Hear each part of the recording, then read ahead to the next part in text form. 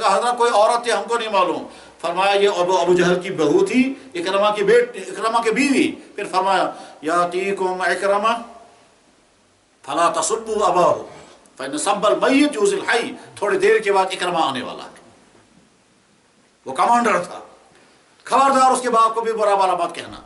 جب وہ یہاں اندر آئے گا تم اسے کوئی کہے گا ہے کہ شاہ ابو جہل نیچو محل کیا کرمت، یہ سب تم تانا دے سکتے ہو اس کے باپ کو. خبردار اس کو کچھ مت کہنا، اس لیے کہ اگر تم نے اس کے باپ کو برا بھلا کہا اس کے دل کو دکھ ہوگا، اس کا افسوس ہوگا میرے باپ کو برا بھلا کہا جا رہا ہے. حالانکہ وہ ظالم تھا. فرمایا یاتیکم اکرمہ آنے والے ہیں، فلا تسبوا اباہ، اس کے والد کو برا بھلا مت کہنا. فإن سب المیت یؤذی الحی، مردہ کو برا بھلا کہنے سے زندہ انسان کو تکلیف ہوتی ہے. بہرحال اتنے بھی ابو جہل، یہ آ گیا وہ ابو جہل کا بیٹا اکرمہ، اور اندر داخل ہو کر کبھی دائیں دیکھتا ہے کبھی بائیں دیکھتا ہے، کون اٹھے گا اور مجھ پر کیا حملہ کرے گا، کوئی تانا دے گا. کسی نے کچھ نہیں کہا. اس کے بعد جناب رسول اکرم صلی اللہ علیہ وسلم احترام کے ساتھ کھڑے ہو گئے، چند قدم آگے چلے، چند قدم آگے چل کر کے اس کو لیا ہے اور احترام کے ساتھ بٹھایا، اور بٹھا کر فرمایا کیسے آنا ہوا. اب وہ سر نیچے کیے ہوئے کہا حضرت میں مجرم ہوں، میں نے بہت تکلیفیں پہنچائی آپ کو اور آپ کے صحابہ کو، میں تو صرف مسلمان ہونے کے لیے آیا ہوں. حضرت نبی علیہ السلام نے فوراً کلمہ پڑھایا، اور کلمہ پڑھانے کے بعد پھر اکرمہ کھڑا ہو گیا اور کھڑے ہو کر کہتا تھا آج تک میری یہ جوانی اس نبی کی مخالفت میں اور اس کی دشمنی میں استعمال ہوتی گئی، آج کے بعد میری یہ جوانی نبی کی حمایت اور ان کی حفاظت میں استعمال ہوگی. پھر فرمایا پھر کیا کہنے لگا آج تک میری نظر میں سب سے زیادہ نفرت اسی نبی کی چیز، اور آج کے بعد مجھے سب سے زیادہ محبت اسی نبی کے ساتھ ہے. آج تک مجھے سب سے زیادہ برا اس نبی کا نام لگتا تھا، آج کے بعد سب سے زیادہ محبت مجھے اسی نبی کے نام کے ساتھ ہے. کانا اسمہ ابغض الاسماء اسمی، اس کا نام میری نظر میں قابل نفرت تھا، آج کے بعد اس کا نام میری نظر میں سب سے زیادہ پسندیدہ نام ہے. والآن اسمہ احب الاسماء عندی. اس کے بعد اکرمہ سے جب پوچھا جاتا تھا تم مسلمان کیوں ہو گئے تو وہ کہتا تھا خلق رسول نے مجھے مسلمان بنایا، تلوار رسول تو مجھے جھکا نہ سکے. یعنی جناب رسول. پھر صحابی کہتے تھے نبی تو تلوار چلاتے ہی نہیں تھے، وہ تو جب بھی کسی کے سامنے تو اخلاق کے پیش آتے تھے. تو جناب رسول اکرم صلی اللہ علیہ وسلم کا اخلاق، آپ کے علمی کمال، آپ کے معجزات، کون سا شعبہ کون سا جز ایسا ہے جو کہ باکمال نہ ہو. یہ تو ہے مقام رسول. اور میرے بھائیو اس کے بعد ہے پیغام رسول. پیغام رسول یہ ہے کہ دنیا کے تمام انسانوں کے لیے اللہ نے اگر رول ماڈل بنایا تو محمد رسول اللہ. چنانچہ دنیا کے حکمرانوں کے لیے محمد رسول اللہ سے زیادہ بہترین رول ماڈل کہیں نہیں ملے گا. دنیا کے تاجروں کے لیے محمد رسول اللہ صلی اللہ علیہ وسلم سے زیادہ بہتر رول ماڈل کہیں نہیں ملے گا. دنیا کے مظلوموں کے لیے محمد رسول اللہ صلی اللہ علیہ وسلم سے زیادہ رول ماڈل بہتر نہیں ملے گا. دنیا کے جوانوں کے لیے ان سے زیادہ پاکیزہ جوانی والا انسان کوئی نہیں ملے گا. جس کے ہاتھ میں اقتدار آ گیا اور وہ اپنے ایک ایک انسان کو جیسے چاہے وہ دشمن انتقام لے سکتا ہے، مگر معاف کرنے والے انسانی تاریخ میں بہت ملیں گے، مگر محمد صلی اللہ علیہ وسلم جیسا معاف کرنے والا کوئی نہیں ملے گا. یہ محمد رسول اللہ صلی اللہ علیہ وسلم ہی تھے کہ ایک طرف سے 12 لاکھ مربع میل پر آپ کی حکومت چل رہی ہے اور دوسری طرف سے ان کے گھر میں فاقہ بھی ہو رہا تھا. اتنا بڑا حکمران ان کے گھر میں فاقہ، وجہ یہ ہے کہ بیت المال کا ایک دانہ بھی اپنے گھر میں لانے نہیں دیتے تھے. کیوں؟ اس لیے کہ یہ امت کا ہے، یہ انسانوں کا ہے، یہ میرے گھر کی چیز نہیں ہے. حضرت حسن حضور نبی علیہ السلام کے بیٹی کے صاحبزادے ایک مرتبہ وہ حضور کے گھر میں آئے، وہاں بوری میں کھجوریں رکھی تھی. وہ کھجوریں جو ہیں وہ زکوٰۃ کی تھی اور وہ غریبوں میں تقسیم کرنے کے لیے تھی. حضرت حسن آئے، کھجور اٹھائے، منہ میں رکھی. جناب رسول اکرم صلی اللہ علیہ وسلم نے چھلانگ لگا کر کے گئے اور ان کے منہ سے کھجور نکالی اور فرمایا حسن یہ غریبوں کے لیے ہے، تمہارے لیے نہیں ہے، تم نہیں کھا سکتے. حالانکہ وہ 3.5 یا 4 سال کا بچہ تھا، اس کے منہ سے کھجور باہر نکال دی. اور اس دن حضرت حسن بھوکے تھے. وہ بھوکا چھوٹا بچہ کہہ سکتے تھے چلو آپ کھجور پھولا کر ان کیوں پت کا فرق بھی، مگر نہیں، اپنے بچوں کو نہیں کھلانے دیا. بھوکا رہنا گوارا کرتے تھے محمد صلی اللہ علیہ وسلم، مگر بیت المال کی کوئی چیز استعمال کرنا گوارا نہیں کرتے تھے. حضرت عائشہ صدیقہ رضی اللہ عنہا بیان کرتی ہیں کہ جناب رسول اکرم صلی اللہ علیہ وسلم دنیا سے رخصت ہونے والے تھے. حضور کے گھر والوں کے پاس کھانے کا انتظام نہیں تھا. حضور کو جب معلوم ہو گیا تو آپ نے ایک یہودی سے ادھار پر اناج ادھار منگوایا اور وہ تقسیم کیا ازواج مطہرات میں. اور تقسیم کرنے کے بعد وہ چونکہ یہودی دینا نہیں چاہتا تھا، آپ نے اپنی زرہ اس یہودی کے بعد بند رکھی اور اسی حال میں حضور دنیا سے رخصت ہو گئے کہ آپ کی زرہ اسی یہودی کے بعد بند رہی. بخاری میں حدیث ہے قبض رسول اللہ صلی اللہ علیہ وسلم ودرہ مرہونۃ عند یہودی بسلاسل من صاع. اللہ اکبر. محمد رسول اللہ صلی اللہ علیہ وسلم مکہ مکرمہ میں ابو بکر صدیق اپنے والد کے پاس گئے. ابو بکر صدیق کے والد کا نام تھا ابو قحافہ، اور ابو قحافہ نابینا تھا، بڑھاپے میں تھا، بال سفید ہو چکے تھے، چلنے پھرنے کی بھی ہمت نہیں تھی، مگر تھا وہ کافر۔ بہرحال ابو بکر صدیق نے اپنے والد سے کہا ابو قحافہ اب تو تم مسلمان بن جاؤ، اب تو 20 سال ہو گئے، 20 سال سے بھی زیادہ وقت گزر گیا، 20 سال ہو گئے نبی کو دعوت دیتے ہوئے، اب تو بہرحال ابو قحافہ آمادہ ہو گیا، اب تو مسلمان بنوں گا۔ ابو بکر صدیق کو بڑی خوشی ہو گئی، اور وہ چونکہ نابینا تھے، وہ چل نہیں سکتے، تو ہاتھ پکڑ کے لے کے چلنے لگے۔ چلاتے چلاتے پہنچایا حضور کی خدمت میں۔ جب جناب رسول اکرم صلی اللہ علیہ وسلم نے دیکھا تو فرمایا ابو بکر تم اس ابو قحافہ کو لے کر یہاں کیوں آ گئے؟ تم مجھے اطلاع کر دے، میں وہی حاضر ہو کر کے اس کو کلمہ پڑھا۔ یعنی بوڑھوں کا احترام، بڑوں کا، اس لیے حضور نے فرمایا بل لم یعقر کبیرنا ولم یرحم صغیرنا فلیس منا، جو ہمارے بڑوں کا احترام نہ کرے اور بوڑھوں کا اور چھوٹوں کے ساتھ شفقت کا معاملہ نہ کرے، وہ ہم میں سے نہیں ہے۔ دنیا میں انسان قانون تو بنا سکتا ہے، لیکن قانون جب نافذ کرنے کا وقت آتا ہے تو اس وقت فوراً اپنوں کو بچا لیتا ہے۔ اس میں صرف محمد رسول اللہ کی ذات اقدس ایسی ہے کہ جب آپ قانون نافذ کرنے پر آتے تو آپ نے کیا فرمایا؟ اگر میری بیٹی فاطمہ بھی چوری کرے گی اس کا بھی ہاتھ کاٹا جائے گا، قانون میں کوئی دو روئی نہیں ہے۔ دنیا میں بہتر سے بہتر قانون تو بن جاتے ہیں، مگر جب قانون کو نافذ کرنے کا وقت آتا ہے تو بہت لوگوں کہتے ہیں ان پر یہ قانون نافذ نہیں ہوگا، ان پر یہ قانون نافذ نہیں ہوگا۔ اور اس سلسلے میں تو دنیا کے انسانوں کا کردار اتنا مشکوک، اتنا دوگلا پن کا شکار ہے۔ علامہ الحفیظ محمد صلی اللہ علیہ وسلم کا پیغام دنیا کے تمام انسانوں کے نام، خاص طور پر خود مسلمانوں کے نام، کہ اے مسلمانوں تم کو زبان کی حد تک مجھ سے محبت ہے، مگر عملی طور پر تم مجھ سے کتنا قریب ہو؟ کیا تمہارے فنکشن میرے طریقے کے مطابق ہیں؟ کیا تمہارا بزنس میرے طریقے کے مطابق ہے؟ کیا تمہارے گھر سے پتہ چلتا ہے یہ مسلمان کا گھر ہے؟ کیا تمہارا کردار ایسا ہے جیسے مسلمان کا کردار ہونا چاہیے؟ کیا تمہارے اخلاق ویسے ہیں جیسے میرے اخلاق تھے؟ کون سی چیز تمہاری میرے ساتھ جڑتی ہے؟ ایمان والے کے لیے تو محمد صلی اللہ علیہ وسلم کا پیغام یہ، اس کا کردار ویسا ہی ہونا چاہیے، اس کا کیریکٹر ویسا ہونا چاہیے، اس کا اخلاق ویسا ہونا چاہیے۔ وہ مالدار اگر ہے تو وہ ویسا ہی رہے جیسے محمد صلی اللہ علیہ وسلم کا امتی مالدار ہونا چاہیے۔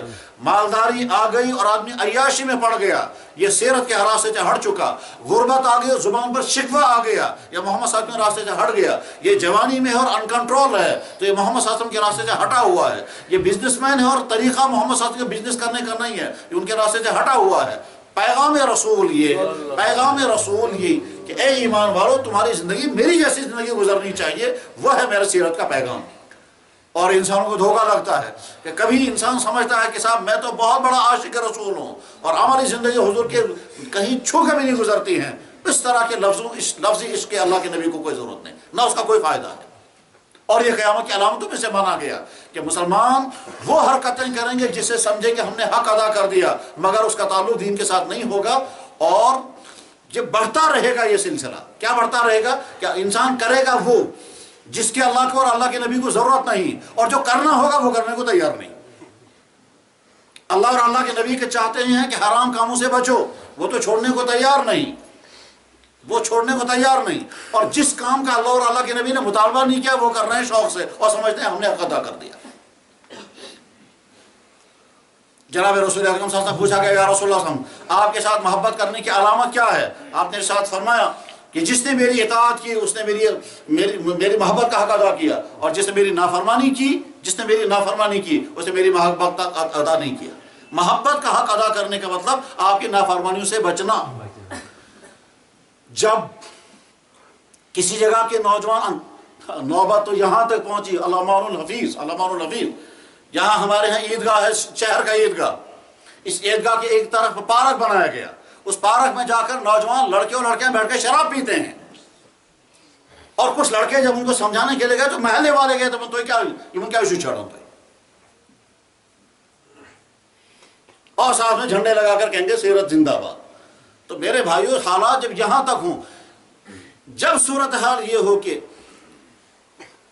نوجوانوں کی زندگی خدا کو غضب اتارنے والی، ملازموں کی اکثریت خدا کے غضب اتارنے والی زندگی گزار رہی، دکانداروں کی حالت بھی ایسی، مالداروں کی حالت بھی ویسی ہو، حکمرانوں سے لے کر نیچے تک کے لوگوں کی حالت ویسی ہو، اور اس کے بعد پھر ہم چاہیں لفظوں سے دعویٰ کریں کہ ہم محمد صلی اللہ علیہ وسلم کے فداکار ہیں، ہم حضور کے عاشق کار ہیں، ادھر سے آگ لگی ہوئی ہو، ابھی چند دن 3 دن پہلے مجھے میرے بھائی نے فون پر بتایا، کہنے لگا جی میں پہلے سیلاب میں بھی کشمیر میں رہا ہوں اور اس دفعہ پھر میں نے سیلاب دیکھا، میں نے پہلا سیلاب بھی دیکھا تھا اور اب بھی دیکھا، اور اب دیکھا کہا وہ پہاڑوں سے پانی آ رہا ہے اور لوگ جدھر بھاگتے ہیں ادھر ہی پانی دوڑا پیچھا کر رہا ہے، اور اس پانی سے آوازیں آ رہی ہیں جن کو سدھارنا نہیں تھا، اس کو ختم ہی کرنا ہے۔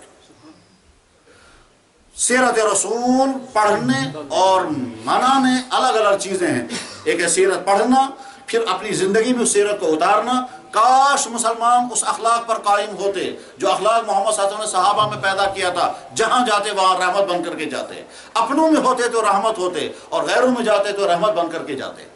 کاش مسلمان ویسی عبادت گزار ہوتے کہ مسلمانوں کی اکثریت نماز نہیں پڑھ رہی ہے، اللہ کے نبی علیہ السلام نے کبھی تہجد بھی نہیں چھوڑا۔ اللہ تعالیٰ تو اپنے نبی سے فرما رہا ہے اپنے گھر والوں کو نماز پڑھوائیے، لیکن یہاں ایک گاؤں بھی ایسا نہیں، پورے کشمیر میں ایک شہر ایسا نہیں، ایک گاؤں ایسا نہیں جس کے بارے میں یہ کہا جا سکے یہاں کے 100% گھروں میں نماز زندہ ہے، مرد نمازی ہیں تو عورتیں نہیں ہیں، عورتیں نماز پڑھ رہی ہیں تو مرد نہیں ہیں، کچھ گھروں میں ہیں تو کچھ گھروں میں نہیں ہیں، ایک گاؤں بھی ایسا نہیں جو یہ کہہ سکے۔ اللہ نے اپنے نبی سے فرمایا تھا وَأْمُرْ أَهْلَكَ بِالصَّلَاةِ، اپنے گھر والوں کو نماز کا حکم کریں اور خود بھی نماز پر قائم رہیں۔ اور مسلمان کہتا ہے کہ اچھا نمازی سو رہی تھی، بس نمازی باقی رہ گئی ہے، اس کے علاوہ کچھ ہے ہی نہیں۔ کوئی شعبہ ایسا نہیں ہے جس شعبے میں ہم محمد صلی اللہ علیہ وسلم کی اتباع کرنے میں کامل دعوے کے ساتھ نہیں کہتے ہیں کہ ہمارا مکمل اتباع ایک بھی نہیں ہے، بس اس کے بعد پھر امید لگائے ہوئے ہوں کہ ہم سے میرے بھائیوں صحابہ کے دور میں اتنی سیرت کے پروگرام نہیں ہوتے تھے جتنے آج کے زمانے میں ہوتے ہیں، جتنے مضامین چھپتے ہیں، جتنی کانفرنسیں ہوتی ہیں، جتنے جلسے ہوتے ہیں، اب تو جلوس میں نکلنے لگے ہیں جو پہلے کبھی تھے ہی نہیں، تو اب یہ بھی ہو رہے ہیں، مگر اس کے باوجود جتنا مسلمان سیرت رسول سے دور ہے اتنا پہلے کبھی دور نہیں تھا۔ جب لفظوں کے حد تک وہ نزدیک، پروگراموں کے حد تک تو نزدیک ہے، اور جس وقت میٹر لگتا ہے اس میٹر پہ سارے گر جاتے ہیں۔ جس وقت حرام سے بچنے کا وقت آئے، اللہ اکبر، جناب رسول اکرم صلی اللہ علیہ وسلم غزوہ خیبر سے واپس آ رہے تھے، بخاری میں واقعہ موجود ہے، واپس آ رہے تھے، مقام صحابہ میں تھے، رات وہیں گزارنی تھی۔ صبح کو ایک صحابی کو حضور نے فرمایا تم میرے اونٹ کا کجاوا کسو، یعنی اونٹ کے اوپر وہ چیز رکھو جس پر سوار ہونا ہوتا ہے، تو اس کو کہتے ہیں کجاوا۔ اب وہ بیچارہ صحابی اٹھا اور وہ جب کجاوا کسنے لگا، مدعم صحابی کا نام ہے، جب وہ کجاوا کسنے لگا تو کہیں سے تیر آ گیا اور اس کو لگ گیا اور وہ مر گیا۔ نامعلوم تیر آیا کہیں سے اور وہ صحابی وہیں گر گیا اور شہید۔ تمام صحابہ میں خوشی کی لہر دوڑ گئی، دبن ہے واپس آتے آتے اس کو شہادت مل گئی، اور واپس آتے آتے اس کو شہادت مل گئی۔ حضور نبی علیہ السلام نے سنا، بہت غمزدہ ہو گئے، اور غمزدہ ہونے کے بعد فرمایا شہادت تو ضرور ملی، مگر تمہیں معلوم ہے اس کا انجام کیا ہو رہا ہے؟ صحابہ نے حضرت فرمایا مال غنیمت میں سے اس نے ایک چادر اٹھا لی تھی، مال غنیمت میں سے اس نے چادر بغیر اجازت کے اٹھائی تھی، وہ چادر آگ کے شعلے بن کے اس کو لپٹ گئی ہے۔ بس اس کو ذہن میں رکھ آپ دیکھیں، اگر کسی مدرسے کے محتمم، اگر کسی ادارے کا منتظم اعلیٰ، اگر کسی یتیم خانے کا سربراہ، اگر کسی مسجد کا متولی، اگر کسی خیراتی ادارے کا پیسہ جمع کرنے والا، اور اگر خزانے عامرہ کا سربراہ پیسے میں خرد برد کر رہا ہے تو وہ اسی دھاتے میں جاتا ہے۔ اللہ کے نبی علیہ السلام تو فرما رہے ہیں، کیا فرما رہے ہیں؟ مال غنیمت، یعنی وہ پیسہ جس میں بہتوں کا حق ہوتا ہے۔ تو مدرسے کا پیسہ اسی قبیل میں آتا ہے، مسجد کا پیسہ اسی قبیل میں آتا ہے، یتیم خانے کا پیسہ اسی قبیل میں آتا ہے، خیراتی اداروں کا پیسہ اسی قبیل میں آتا ہے، حتیٰ کہ ریلیف کا پیسہ بھی اسی قبیل میں آتا ہے۔ تو یہاں جب ریلیف تقسیم ہو رہا تھا تو جناب غیر ملکی کمبل تقسیم کیے گیا ان لوگوں میں جو مستحق ہے ہی نہیں، جن کو سیلاب ہی نہیں آیا، کیونکہ چمچپا نے اچھے کمبل ان کو تقسیم لے جا کر کے دے دیے۔ مجھے آج ہی بیچارہ صبح ایک آدمی کہہ رہا تھا، کہنے لگا جی میں نے تقریباً 10 لاکھ زکوٰۃ کی رقم ادا کی ہے، مگر آج مجھے پتہ چلتا ہے وہ تو غریبوں تک پہنچا ہی نہیں ہے۔ وہ کہاں چلا گیا؟ کہا تو وہ تو ان چند آدمیوں نے اپنے گھر میں لگا دیا۔ اللہ کے نبی علیہ السلام کیا فرما رہے ہیں؟ فرما رہے ہیں کہ مدعم نام کے صحابی نے صرف ایک چادر اٹھا لی تھی، وہ چادر اس کو شعلے بن کر لپٹ گئی ہے، اور بخاری میں حدیث ہے۔ اسی لیے جو عوامی پیسہ ہے اس میں بے انتہا زیادہ محتاط رہنا چاہیے کہ صاحب پھاکا رہنا بہتر ہے، مگر عوامی کے پیسہ اپنی ذات پر خرچ نہیں ہونا چاہیے، اس میں خیانتیں نہیں ہونی چاہیے۔ اور آج کا دور چونکہ خیانتوں کا ہے، حکومت کے بڑے پیمانے پر الگ لوٹ کھسوٹ، نچلے پیمانوں پر دفاتر میں، اداروں میں، خیراتی اداروں میں، صدقات و زکوٰۃ کے اداروں میں، اسی طرح ٹرسٹوں کے اندر جو خرد برد ہوا کرتا ہے، کیونکہ اس پیسے کے بارے میں کوئی پوچھتا نہیں۔ ایک یتیم خانے کے پاس، ایک یتیم خانے والے کے پاس کچھ لوگ آئے، جناب ہم یتیم بچوں کو دیکھنا چاہتے ہیں، چونکہ بچے تھے ہی نہیں ان کے پاس۔ جب بچے تھے ہی نہیں تو پریشان ہو گئے، انہوں نے کہا جی ٹھیک ہے ہم آپ کو فون کریں گے، اس دن آنا بچے کو دیکھنے کے لیے۔ پھر دوسرے یتیم خانے والوں کے پاس جا کر کہا فی الحال ایک دن کے لیے ان بچوں کو ہمارے یہاں بھیج دیں، ہم ان کو دعوت کرنا چاہتے ہیں۔ کوئی آدمی آیا وہ دعوت کرنا چاہتا ہے، چنانچہ ان بچوں کو لایا اپنے یتیم خانے میں، اور یتیم خانے میں لا کر کے پھر ان کو فون کر دیا آ جائیے بچوں کو دیکھنے کے لیے۔ وہ جب آیا دیکھا بچوں کو، تم یتیم ہو کہ جی ہاں، اب وہ کہاں پوچھتا ہے تم یہاں کے ہو گے یا کہیں اور کے ہو۔ جب اسی طرح سے فراڈ کو لوگ کرنے لگے، اللہ مان الحفیظ، پھر کیا ہوگا؟ اس لیے میرے بھائیوں ہماری ذمہ داری یہ ہے کہ ہم سیرت کو پڑھیں، سیرت کو پڑھنے کے بعد فوراً اپنے آپ کو میٹر لگا کر دیکھیں، اخلاق رسول کا واقعہ کہیں ہوگا اس کو فوراً اپنے پر فٹ کریں۔ جب جناب رسول اکرم صلی اللہ علیہ وسلم کو ایک آدمی گالیاں دے رہا ہے اور حضور برداشت کر رہے ہیں، یہاں سے کچھ نہیں کہہ رہے ہیں، فوراً یہ دیکھنا چاہیے اگر مجھے کوئی گالیاں دیتا ہے تو میرا رویہ کیا ہوتا ہے۔ اگر جناب رسول اکرم صلی اللہ علیہ وسلم کو کسی دشمن نے تکلیف پہنچائی اور آپ نے یہاں سے جو رویہ برتا ہے، اگر ہم کو کوئی تکلیف پہنچائے گا ہمارا رویہ اس وقت کیا ہوتا ہے۔ یا مثلا جناب رسول اکرم صلی اللہ علیہ وسلم کے پاس جوانی کی زندگی تھی، وہ جوانی کی زندگی میں آپ کسی برائی کے قریب پہنچے، آپ نے اپنے آپ کو اس وقت برائی سے بچایا، بس فوراً یہ دیکھنا ہے اگر میں ایسی حالت میں ہوں گا تو میں اپنے آپ کو کیا کروں گا۔ ہمارے ہاتھ میں اقتدار آ گیا، حضور کے ہاتھ میں بھی اقتدار آیا تھا، اس اقتدار میں آ کر کے آپ نے کیا کیا؟ بس ٹھیک اسی طرح سے ایک آدمی کے ہاتھ میں اقتدار آ گیا وہ مسجد کا متولی، دوسرے آدمی کے اقتدار میں ہے وہ گاؤں زوٹ، تیسرے آدمی کے ہاتھ میں اقتدار آ گیا وہ محلے کا زوٹ، چوتھے آدمی کے ہاتھ میں اقتدار آ گیا وہ دفتر کا بڑا، پانچویں آدمی کے اقتدار میں آ گیا وہ مدرسے کا بڑا۔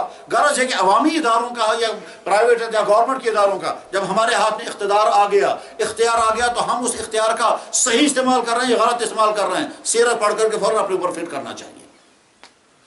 اور میرے بھائیوں شاید آج کے زمانے میں ہم مسلمانوں سے زیادہ سیرت پر عمل کرنے والے وہ لوگ ہیں جو اسلام قبول کرتے ہیں اور اسلام قبول کرنے کے بعد پھر ایک ایک سیرت کے عمل واقعہ کو دیکھتے ہیں پھر عمل کرنے لگتے ہیں۔ مسلمان تو کہتا ہے یہ بھی ضروری نہیں، یہ بھی لازم نہیں، یہ بھی اور جو اسلام قبول کرتے ہیں وہ ایک ایک چیز پر عمل کرنا چاہتے ہیں۔ چنانچہ مسلمان خاتون یہ کہتی ہے کہ پردہ اسلام میں ہے ہی نہیں، اور جس نے کلمہ پڑھا وہ کہتا ہے میں نے تو قرآن میں بھی دیکھا، میں نے نبی کی زندگی میں بھی دیکھا، اسے مجھے تو کرنا ہے۔ چاہے بنگلور کے اندر ایک جونیئر سائنٹسٹ نے سینئر سائنٹسٹ سے یہ کہا کہ آپ پہلے نان مسلم تھے، اب تم نے کلمہ پڑھا تو مسلمان بن گئے، یہ چیزیں ضروری نہیں ہے۔ اس سینئر سائنسدان نے کہا مجھے معلوم ہے مسلمانوں کا معاملہ یہ ہے کہ وہ یہ تو کہتے رہتے ہیں کہ ہمارا نبی محمد رسول اللہ ہے، مگر وہ ساتھ میں یہ بھی کہتے ہیں محمد کی یہ بات بھی ضروری نہیں، محمد کی یہ بات بھی ضروری نہیں، ہم نے اسلام قبول کیا ہے، ہم نے تو اپنے نبی کی ایک ایک بات کو ضروری سمجھا ہے۔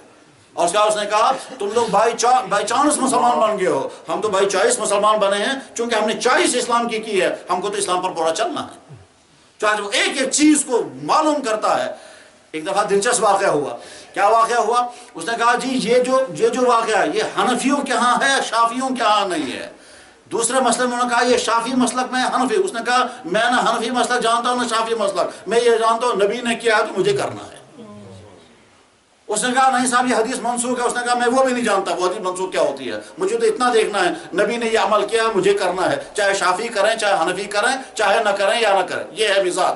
تو غرض ہے کہ آنکھ بند کر کے نبی کی حیات مبارکہ پر چلنے کا مزاج بنے، اسی میں ہماری کامیابی ہے۔ جناب رسول اکرم صلی اللہ علیہ وسلم نے اس دنیا سے رخصت ہوتے وقت اپنی امت کے نام جو پیغام چھوڑا تھا ان میں سے ایک جز یہ تھا، فرمایا تھا نمازوں کی پابندی کرنا، اور جن پر تمہارا اختیار چل رہا ہو، جن پر تمہارا اقتدار چل رہا ہو ان کے ساتھ رحم کا معاملہ کرنا۔ بس والد باپ کا اختیار اپنے گھر پر چلتا ہے، محلے والے کا اختیار اپنے محلے پر چلتا ہے، دفتر کے افسر کا اختیار اپنے دفتر پر چلتا ہے، علاقے کے سربراہ کا اختیار اپنے جو تمہارے ماتحت ہوگے ان کے ساتھ اس سے سلوک کا معاملہ کرنا، ان کی صحیح تربیت کرنا، ان کو دین پر چلانا، ان پر ظلم نہیں کرنا۔ الصلاۃ وما ملکت ایمانکم، الصلاۃ وما ملکت، یعنی اللہ کے حقوق بھی سمجھائے اور مخلوق کے حقوق بھی سمجھائے۔ اور یہ کہہ کر دنیا سے اللہ کے نبی اعظم رخصت ہو گئے تھے۔ اب سیرت رسول منانے کی چیز نہیں ہے، سیرت رسول عملانے کی چیز ہے۔ مقام رسول اور پیغام رسول یہ دونوں ایک ساتھ ہیں۔ ہم صرف معجزات بیان کریں اور عملی طور پر اس کو اختیار نہ کریں تو مکمل سیرت یہ نہیں ہے۔ ایک طرح سے ہمیں کمالات رسول بیان کرنے ہیں، جس کے نتیجے میں ہمارا تعلق اپنے نبی کے ساتھ مضبوط سے مضبوط تر، قوی سے قوی تر، اور اتنا مضبوط تعلق ہونا چاہیے کہ ایمان والا برداشت ہی نہ کر سکے کہ محمد صلی اللہ علیہ وسلم کے متعلق کہیں کوئی گستاخی ہو اور ہم برداشت کریں۔ نہیں، یہ دنیا میں مسلمانوں کا امتیاز ہے کہ وہ اپنی نبی کی کوئی گستاخی برداشت نہیں کرتے، ایمان اسی کا نام ہے۔ اور اگر ایمان والوں نے برداشت کرنا شروع کیا، اس کا مطلب یہ ہے کہ ایمان کمزور ہو چکا ہے۔ اسی لیے دوسرے مذہب والے گالیاں دیں، الحمدللہ پچھلی 1400 سال کی تاریخ میں ہم مسلمانوں نے کبھی کسی مذہبی رہنما کی کوئی توہین نہیں کی، کیونکہ ہمارا نبی ڈسپلن سکھاتا ہے، تہذیب سکھاتا ہے۔ ہم نے کبھی کسی دوسرے مذہب کے رہنما کی، لیکن یہ صرف محمد صلی اللہ علیہ وسلم کی ذات اقدس ہے کہ عیسائیوں کا کردار بھی اس میں داغدار ہے، ہندوؤں کا کردار بھی اس میں داغدار ہے۔ انہوں نے بھی جناب رسول اکرم صلی اللہ علیہ وسلم کی شان میں گستاخیاں پہلے بھی کی، آج بھی کرتے رہتے ہیں۔ عیسائیوں کا کردار بھی اس میں داغدار ہے، پہلے بھی کردار پہلے کسی راجپال نے کتابیں لکھی تھی، آج بھی کسی نے کوئی گستاخیاں کی ہے۔ ہم نے کبھی کسی کی شان میں گستاخی نہیں کی، کیونکہ ہمارا نبی ہم کو سکھاتا ہے گالی دینا ایمان والے کا شیوا نہیں، سباب المومن فسوق۔ تو ہمارے نبی نے ہم کو گالیاں نہیں سکھائی، کردار خوشی نہیں سکھائی، تنقیدیں نہیں سکھائی۔ ہمارا نبی اس کائنات میں اصلاح کے لیے آیا۔ الحمدللہ ہم مسلمانوں سے پر قائم ہیں اور دنیا کے تمام انسانوں کو دعوت دے سکتے ہیں، اے دنیا کے انسانوں، محمد سے زیادہ بہتر رول ماڈل تمہیں کسی شعبے میں نہیں مل سکتا۔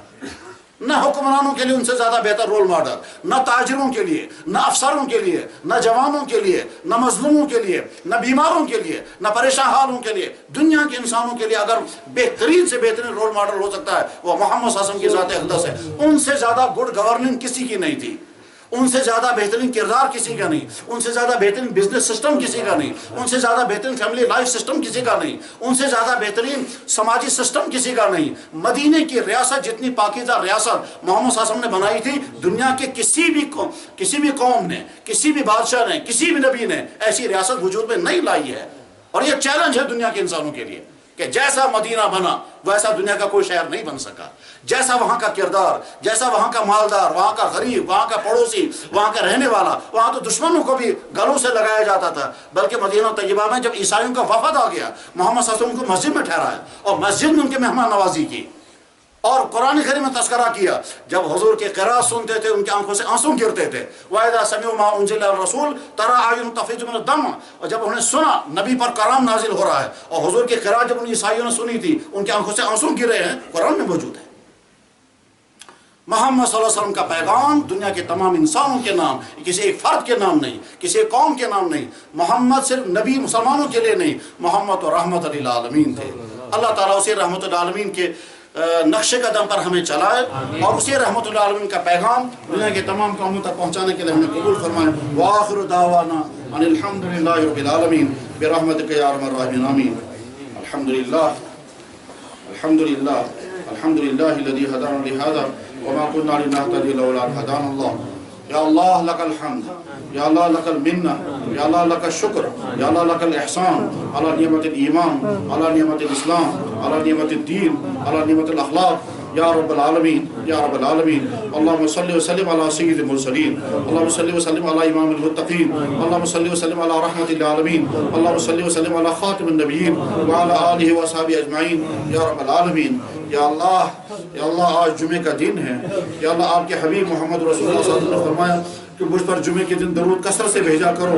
یا اللہ ہم سب کی طرف سے یا اللہ ہمارے نبی کی بارگاہ میں درود و سلام نازل فرما دیجئے، آسمان کے ستاروں سے زیادہ، یا اللہ درختوں کے پتوں سے زیادہ، یا اللہ بارش کے قطروں سے زیادہ، یا اللہ ریگستان کے ذرات سے بھی زیادہ، یا اللہ جتنا آپ چاہتے ہیں اس سے بھی زیادہ، جتنا ان کا ہم پر حق ہے اس سے بھی زیادہ، جتنی ان کی رحمتوں کی برسات اس سے بھی زیادہ، جتنے ان کے کمالات اس سے بھی زیادہ، جتنی ان کی عظمتیں اس سے بھی زیادہ، یا اللہ جتنا ان کا یا اللہ جتنا آپ چاہتے ہیں قیامت تک درود ان پر ہوں اس سے بھی زیادہ، یا اللہ بلکہ یا اللہ جب تک آپ کی کائنات تب تک، یا اللہ جب تک آپ کی حکومت تب تک، جب تک آپ کی ملکیت تب تک، جب تک یا اللہ صلی وسلم علی بقدر رضوانی کا، بقدر مشیتی کا، بقدر عطائی کا، بقدر عمری کا یا رب العالمین۔ یا اللہ ہم سب کی طرف سے یا اللہ ان کے قبر اطہر پر، ان کے روح مبارک پر، ان کے جسم اطہر پر، ان کے جسم اطہر کے ایک ایک عضو مبارک پر، یا اللہ اس مبارک قبر کی مٹی کے ذرات پر یا اللہ درود و رحمت نازل فرما دیجیے۔ یا اللہ ہم سب کی طرف سے وہاں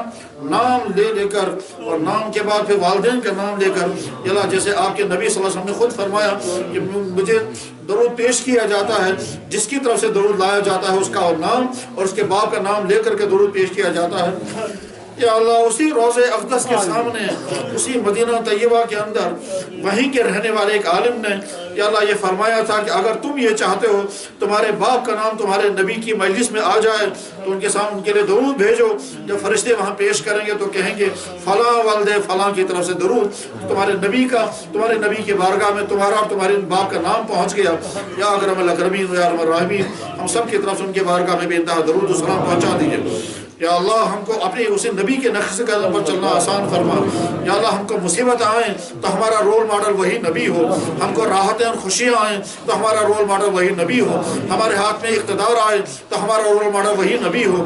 یا اللہ ہم جس حال میں بھی ہوں اس حال میں ہمارے لیے یا اکرم الاکرمین وہی نبی نمونہ بننا چاہیے۔ یا اللہ کسی نے نمونہ بنایا کسی نے نمونہ بنایا کسی کو، یا اللہ کوئی فلم اسٹاروں کو، کوئی کرکٹروں کو، کوئی آوارہ انسانوں کو، کوئی فراڈ کرنے والوں کو، یا اکرم الکرم ہمارے لیے تو نمونہ وہی محمد صلی اللہ علیہ وسلم بن جائیں۔ یا اللہ ایسا نہ ہو سیرت کا وہ راستہ میں اختیار کریں جس میں ہم کو دھوکے لگ جائیں، ہم سمجھیں ہم سیرت کا حق ادا کر رہے ہیں، بار قیامت کے اندر دیکھے تو ہاتھ میں کچھ نہیں آئے گا۔ یا اکرم الاکرمین کنفیوژن کو ختم فرما۔ یا اللہ کنفیوژن کو ختم فرما، خیر کی شکلیں پیدا فرما۔ یا اللہ جو خود کنفیوز یا امت کے اندر انتشار پیدا کرنے کے درپے ہیں یا اللہ ان کی مہمیں ناکام بنا دیجئے، یا اللہ ان کی مہمیں ناکام بنا دیجئے۔ یا اکرم الاکرمین جس نہج پر حضرات صحابہ، جس نہج پر تابعین و تبع تابعین، جس نہج پر فقہاء اور محدثین، جس نہج پر اولیاء کرام، جس نہج پر وہ تمام بزرگان، جن بزرگوں کے ذریعے سے دین ہم تک پہنچا، اسی نہج پر ہمیں قائم و دائم رہنا نصیب فرما۔ اس سے ہٹنا، اس سے بدلنا یا اللہ اس کو بگاڑنا، اس میں تحریف پیدا کرنا یا اللہ ہماری بھی حفاظت فرما۔ یا اکرم الاکرمین اس پوری قوم کی حفاظت فرما۔ یا اللہ جن کے جو مسائل ہیں وہ مسائل حل فرما، کتنے ہی بے روزگار ہیں، کتنے مصیبت زدہ ہیں، کتنے لاعلاج بیماریوں کا شکار ہیں، یا اکرم الاکرمین یا اللہ کتنے ہی کن الجھنوں کا شکار ہیں، ہر ایک کے ہر مسئلے کو حل فرما دیجیے۔ یا اللہ جناب رسول اکرم صلی اللہ علیہ وسلم نے اپنے لیے اور تمام مسلمانوں کے لیے یا اللہ جتنی دعائیں مانگی تھی یا اللہ ہم ان دعاؤں کا حق تو نہیں رکھتے ہیں، مگر وہ نبی کتنا محبت والا نبی، کیسی کیسی دعائیں انہوں نے مانگی ہیں، ان سے زیادہ بہتر دعائیں تو دنیا میں کوئی مانگ ہی نہیں سکتا، کسی کا ذہنی کام نہیں کر سکتا۔ آپ نے دعا کرتے ہوئے کہا تھا یا اللہ میری ایسی حفاظت فرما جیسے دودھ پیتے بچے کی حفاظت کی جاتی ہے۔ یہ جملہ کون بول سکتا ہے؟ یا اللہ آپ نے دعا کرتے ہوئے فرمایا اے میرے وہ اللہ جب آپ نے مجھے نعمتیں دی اور مجھے شکر کے انتظار میں رہے میں آپ کا شکر ادا نہ کر سکا، اے میرے وہ اللہ جس نے مجھ پر پریشانی ڈالی تاکہ آپ میرا صبر دیکھ سکیں مگر میں صبر کر نہ سکا، یا اللہ جیسا مجھے شکر کرنا چاہیے تھا میں شکر کر نہ سکا، جیسا مجھے صبر کرنا چاہیے تھا میں صبر کر نہ سکا، پھر بھی آپ نے مجھے رسوا نہ کیا۔ یا اللہ وہ دعا جو اللہ کے نبی نے اپنے لیے کی یا کرم ہم اپنے لیے دعائیں مانگتے ہیں، یا اللہ جتنا شکر کرنا چاہیے تھا ہم نے شکر ادا نہیں کیا، یا اللہ گناہ سے توبہ کی پھر بھی اسی گناہ میں مبتلا ہوئے اور پھر بھی آپ نے رسوا نہیں کیا، جس گناہ کے بارے میں زبان سے کہتے رہے معافی اسی گناہ کو کرتے بھی گئے اور پھر بھی آپ نے پکڑ نہیں فرمائی، اس پہ بھی آپ کا شکر ادا کرتے ہیں۔